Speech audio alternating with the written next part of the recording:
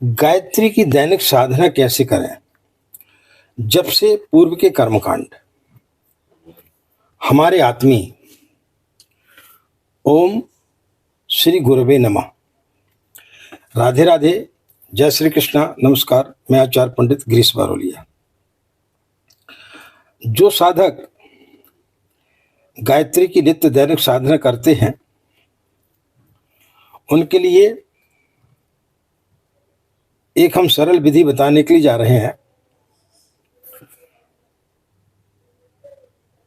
उस विधि के आधार पर आपको नित्य गायत्री की साधना करना चाहिए और उस आधार पर यदि आप करेंगे तो निश्चित रूप से आपको गायत्री मंत्र के अनेक लाभ प्राप्त होंगे। आपकी पूजा स्थली एकदम साफ सुथरी होना चाहिए। नित्य उसको आप साफ करें। एक पाटे पर एक बढ़िया कपड़ा बिछा लें, उसमें पूज्य गुरुदेव गायत्री माता का चित्र रख लें।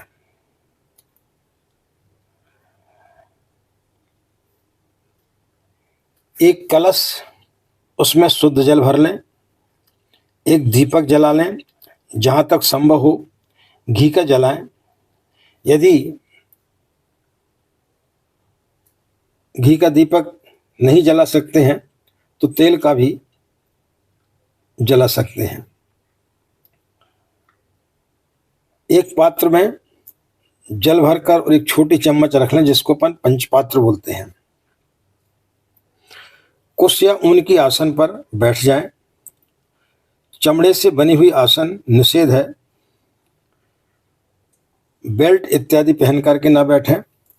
हल्के कपड़े पहनें, जैसे धोती कुर्ता है।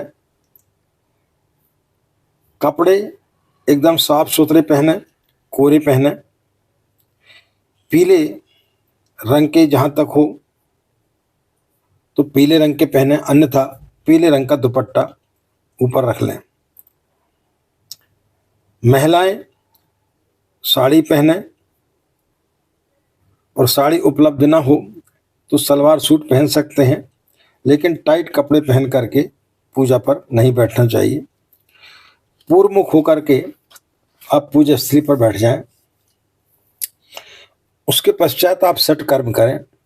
पवित्रीकरण, उसके बाद आचमन, शिखाबंधन, प्राणायाम, न्यास और पृथ्वी पूजन।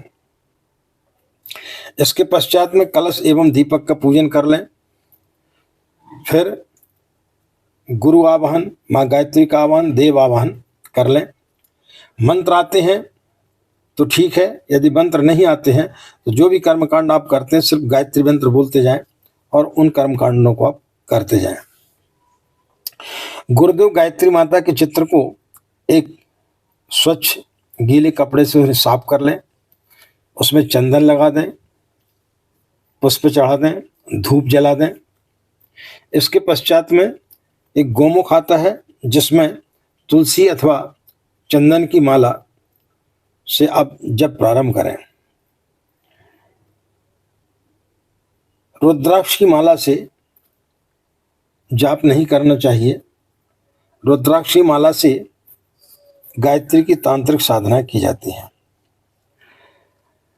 जितनी माला आप प्रतिदिन करते हैं उतनी माला पूर्ण होने के पश्चात में एक छोटी सी आरती कर लें, क्षमा प्रार्थना कर लें, साष्टांग नमस्कार, शुभकामना का मंत्र बोल लें। फिर जो कलश में आपका जल है उसको अपने घर के सभी कमरों में उनका अभिसिंचित कर दें। फिर उसके पास उस जल को सूर्य को अर्घ दे दें। उसके पश्चात आप विसर्जन कर दें। इस प्रकार से जो साधक नित्य गायत्री की दैनिक साधना करता है, निसंदेह उसे गायत्री मंत्र बहुत जल्दी फलित होता है और उसकी अनेक सिद्धियां उसे प्राप्त होती हैं और उसकी अनेक मनोकामनाएं पूर्ण होती हैं।